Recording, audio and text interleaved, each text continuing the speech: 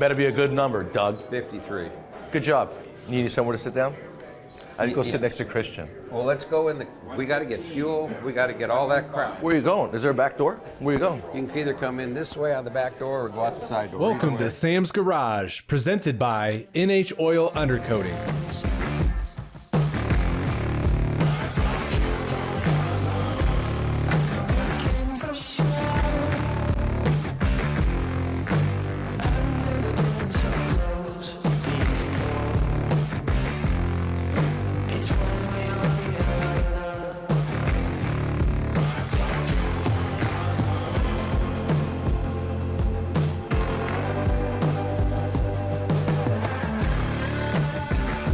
First, we hit the road with 135 Classics in the Great Race, a 9-day rally where timing, teamwork, and family fuel every mile. Then we go deeper into the heart of the journey, where vintage flatheads and father-daughter teams carry the spirit of the competition across 2,300 miles. Back in the shop, Southfield Classics takes us under the skin of their all-electric SC31T, classic lines hiding a high-tech chassis. And finally, Sam unveils the long-awaited CRNSX, an icon reborn 15 seasons in the making.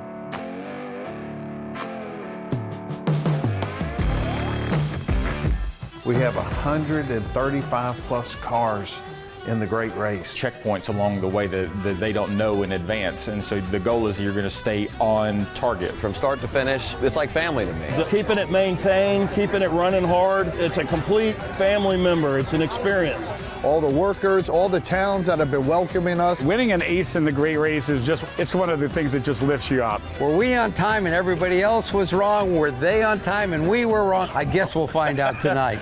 The Great Race is brought to you by Car Capsule. We preserve, protect, and present the finest vehicles in the world. So what we're doing here this morning is going to be getting our instructions so we can do the start of the race. Today we're going to be going to the Iowa 80 stop, which is the country's biggest truck stop. We're going to check out a couple of museums as well, and then we're going to go on to Waterloo.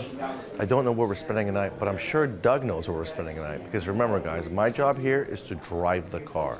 Drive the car, that's it. Last night, when the race finished, the driver of the 110 Camaro, Tim Kiley, came to me and said that the pedal goes to the floor on the brakes.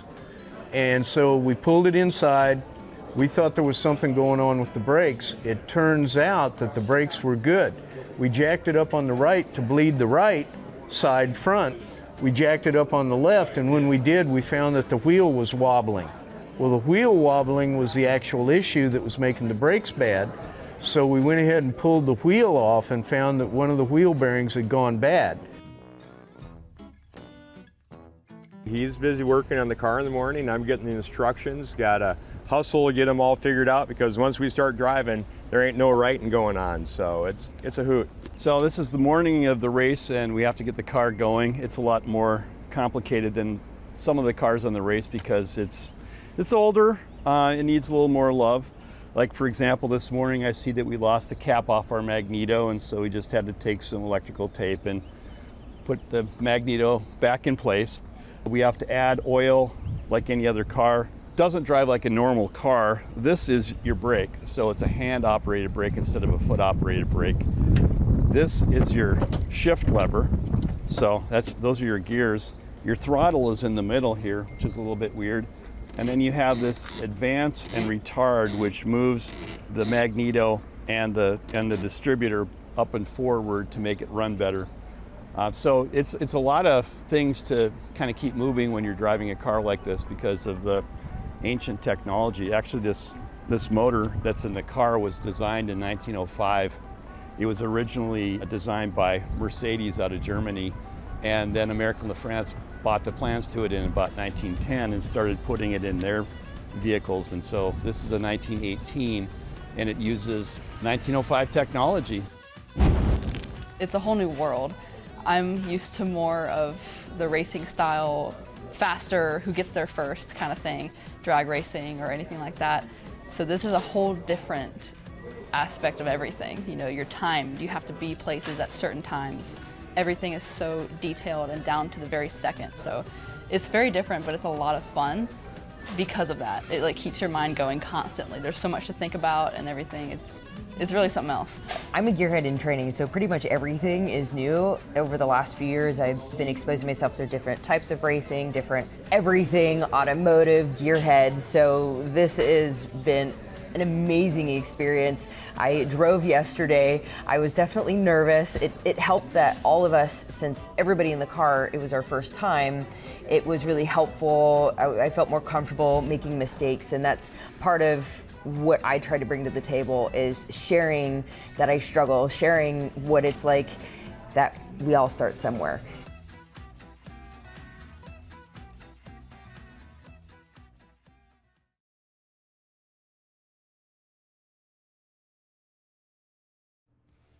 Welcome back to Sam's Garage, presented by NH Oil Undercoating. The Great Race isn't just about speed, it's about spirit. Families, friends, and vintage machines tackling 2,300 miles of hidden checkpoints, classic engines, and unforgettable stops. From flatheads to first-timers, this is Heritage in Motion. The Great Race is brought to you by Rod End Supply. We don't just sell them, we race them. Our car is doing really well because it's a Nissan, right? It's the only real import here. The only thing I have is I had to adjust the idle up a little bit because the year that it sat in Oklahoma, I don't know what happened, maybe it was the gas, but it's a little too high. So what I'm gonna do is lower it just a little bit, and I don't even need tools, I just need fingers. It's right here, we're gonna go just like that. You wanna adjust your idle on a carbureted setup when it's fully warm, complete operating temperature. And that goes with you guys and your idle screws if you have mechanical throttle body, if you have fuel injected. Make sure it's completely operating temperature. The largest truck stop in the country, you can see that we're in Tornado Alley by all the flags with the wind. This is pretty cool because they're giving everybody a free tank of gas. And when you guys finish up, come in, we'll top you off. That's a really big deal. It's a really big thank you, guys. We really appreciate you doing that. Whatever grade these guys want, over 150 cars, that's saying something. And this is a very iconic truck stop. It's even got a museum attached. Very cool. If you guys are in the area and you're coming through, you gotta stop here whether you need gas or not. We're on our way to Moline, Iowa. I think it takes a lot of pressure off of them. They have less to worry about. You know, they're consumed when they're in that vehicle during the day, checking the boxes, not missing any turns, speeds. They're reading everything, managing the right speeds. If they develop a problem, we typically have been able to provide the tools, and if necessary, go hunt for an automobile parts shop to get the parts that are needed, because those things do happen. A couple of years ago, Curtis thought he had some brake tools that he needed, so I ran to the store, bought the brake tools that he needed so he can get his car back together. But it's that type of support. He didn't have to worry about it. We were there. This is a 1930 Ford Model A, and there's not much of the Model A left of it. It started out as a pickup truck, a pickup roadster. Yep. So the bed is gone, the fenders are gone, sideboards are gone. We took off everything that you can to save weight, pumped up the engine, it's putting out 120 horse, and we're doing great. Now, all those things takes away points, right? You get penalized in some way or another? The way that we did it is that we don't get penalized. You're kidding me. Yeah, so everything on the car is done in a way to not get penalized. So we still run original brakes, original transmission, original rear end, 6-volt car. Wow, that's impressive. Yeah. That is very cool. So how'd you guys do today? We got a 1 minute because we mucked it by one place. We erased it. Right. But, it's difficult catching up one car at a time, right? So we had to do 6 of them. So we had to really go balls out and took over enough cars. And isn't that the funnest part, though? Oh, it's great. Next time, if you could tell me what exit to get out of, that'd be great. Yeah, you know, Sam, we weren't the only ones that missed that little spot, you know, but next time I'll make sure that we're doing the mile markers. This way we take a look at, and we've got to be far enough in front of it all the time, so that happens. I wish it happened more often. Yeah. So we went 21 miles out of our way, had to come 21 miles back, and then we were chasing everyone down, then we missed the right-hand turn, but we missed it quickly and got right back on course, still chased everybody else down, and we got, what, 18 minutes? So we cut that time by 22 minutes. It's a mile a minute, right? A mile, yeah. Well, at 60 miles an hour, but we were running, yeah, we were way over that. It was so much fun. It was unbelievable.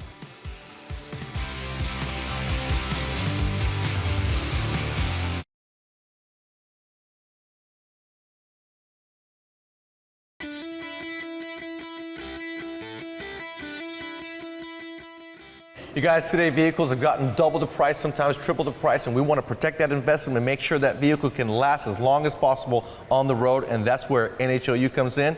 We have a completely new product. NHOU Boss Wax Hybrid. Vehicles come in with major corrosion. And I don't mean I mean surface rust, but stuff that you shouldn't see on the undercarriage of a vehicle. And that's the beginning, right? That's the beginning. And so if people say they want to use our Boss Wax, great. Boss Wax really isn't designed to go over rust.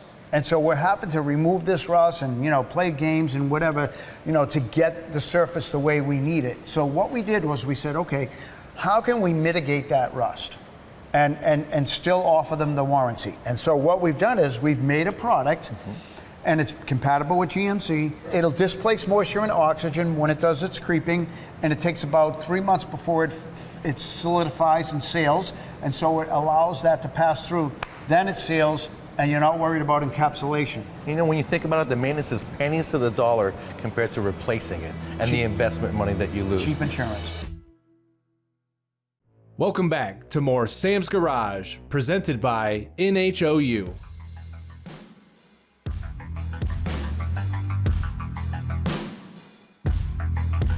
We're back at Southfield Classics, where heritage meets high tech. This time, it's all about the chassis. Boxed frames, coilovers, air ride, and regen braking. Built from the ground up for the all-electric SC31T. Classic looks, cutting-edge performance. Continuing on with our theme here at Southfield Classics, last year we showed you guys how they build the cab. And this year we're going to go over the chassis. And the chassis is really cool because they start with original frame rails that they modify to make the truck overall. Correct. And this chassis is filled with all the hot rod components that we're all used to. Yep. So this is an actual original chassis that we used that was underneath one of our mule trucks, one of our test trucks. So this is where we started all the modification process, trying to figure out where everything actually went and placed before we started building our new chassis. So you start with a rail. We start with the rails. It's totally plain, Correct. nothing on it. Nothing on it. You box it in. We box all the frame rails, and then we start adding the regular hot rod components, the 4 9-inch rear end, ladder bar suspension. We make all our cross bracing. All the new stuff, Willwood brakes, Yep. quick performance 9-inch rear end. You got a 4-link setup in the back. This particular one also has the option of an airbag system. Correct. So this one has Ride Tech air ride system on it, and that way it can, basically air it out all the way to the ground. That is very cool, but if you wanted to, you can get that with coilovers. Yeah, so there's 2 options on our chassis for the 3-pack system, is coilovers and air ride. With the bigger truck, the 6-pack system that has the further range, it is air ride only. And I'm noticing that you got a 4-puck caliper in the front. You're gonna go with a huge 6-puck, 14-inch rotor. You got standard brakes in the rear, 4-puck as well. And the reason being, because this high voltage vehicle has regen braking. Correct. With the regen, if you're running the regen, you can actually turn it on and turn it off. So you can use it if you don't. And you can intensify the And regen. you can intensify the regen. So we didn't really need big brakes because of the regen system. It automatically brakes your motor as you let off on the acceleration. And then basically your brakes are just to stop the vehicle to complete stop. That is incredible. Everything here looks like it also will fit under the factory body with no raising the floor of the bed. No, and that was a big deal for us. We're building trucks. We wanted to be able to use it as a truck and it still be a truck. So for us, we wanted to keep standard bed height, but be able to get all our components underneath it. Absolutely. Those little luxuries. Yeah. That's what makes this older looking vehicle little so smooth, new. little smooth things, And little touches. that's what justifies the price. You're Correct. buying a real high-end luxury vehicle that's capable in every way. Like we said, it's bespoke, so we're actually building it to the high end, by hand, in-house. We try to take care and pride in what we're building, That's what it's all about. High components, high performance Yes. components that'll last a long time. So that's really nice. I love this. This is a hot rod chassis. You know Correct. what I mean? It's super high end. We want to make sure that we keep it. Like I said, we have to be able as a manufacturer to warranty it. So in order to do that, it takes a little bit better quality parts. So we want to make sure we use the top of the line, best quality we can get. All right, Dan, what are we looking at here? So this is our SC31T chassis. This is a brand new chassis. And then what we're doing is we're modifying the battery pack location and how it mounts in the truck. We're building it out from scratch so that it misses the firewall. This one has coilovers on it, QA1s. QA1, see, there you go, another well-known name out there. This is like a pre-fit stage, the way we've got it sitting down with the bed on it. We'll fit the cab one more time before it goes to paint, and then we'll be assembling. And this white color, is that primer? What is that? No, so that's flat white. That's actually... Is that the final color? That is going to be the final color. So this truck was put together for SEMA show, and we're actually going back and kind of fixing some of the issues that we had with it before. Is this one going to be one of the ones that are for sale? Yeah, this one will be for sale. Well, join us next week when we come back to Southfield Classics and we show you guys the motor setup and the battery packs.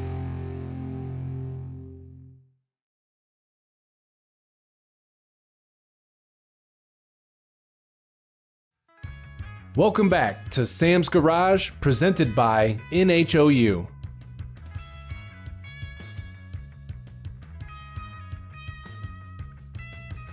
With 15 seasons in the making, Sam finally brings out the legendary CRNSX.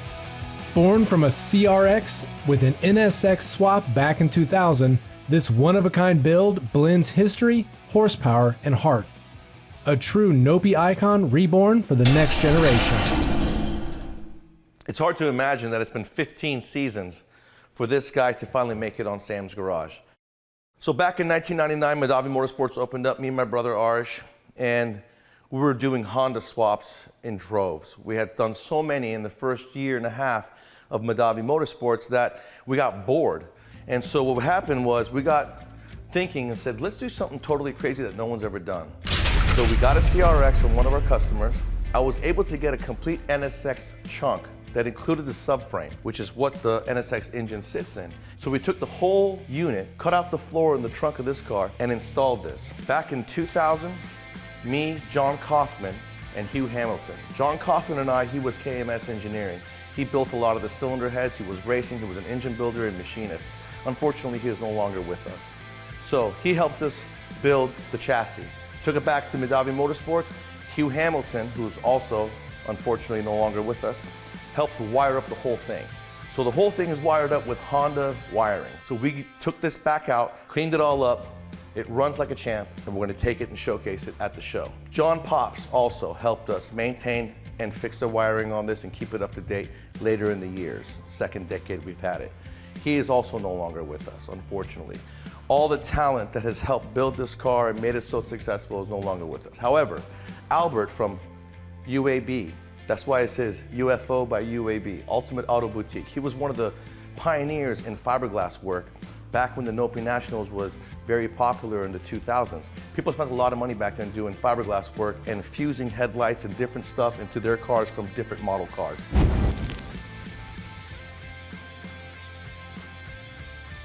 So as you can see, this used to be a solid metal Honda CRX. Back in the day, because Honda drag racing was so big, they had one-piece fiberglass front ends. So Albert took this and called me up one day and said, Sam, you know, do you think I can run with my imagination and do what I want to do? I said, you know what, Albert, do what you want to do, right? So this is what he did. He covered the front wheels, he made it wide body, he put a wide body in the rear, cut the doors in half, built brand new fiberglass doors that are in half, made all the aerodynamics that you see underneath.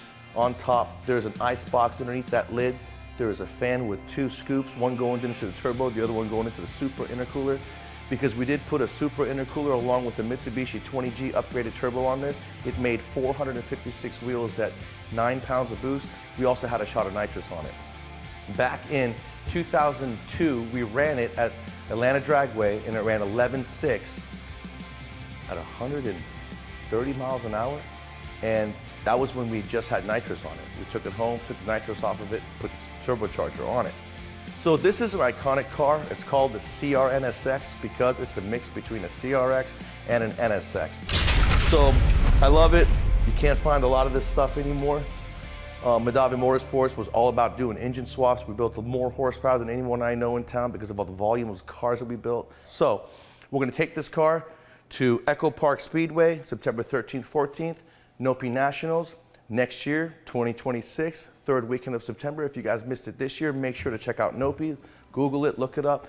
We'll have the Nationals again in 2026. We're going to see you there, and hopefully you guys will also see the CRNSX.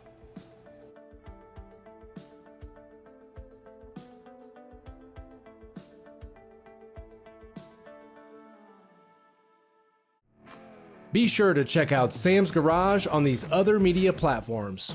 Send us questions and feedback to info@samsgaragetv.com.